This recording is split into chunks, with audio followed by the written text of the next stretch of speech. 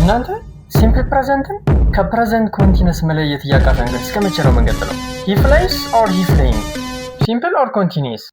ኦኬ እዚህ ጋር she belong to Kenya ነው የሚለን።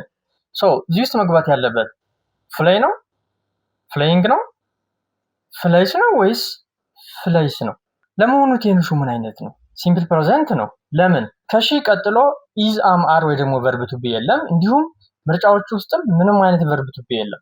ሶ ታዲያ ሲምፕል ፕሬዘንት ከሆነ ቀጥሎ ምንድነው የምናደርገው? ሳብጀክቱን እዚህ ጋር ምንድነው? ሺ ነው።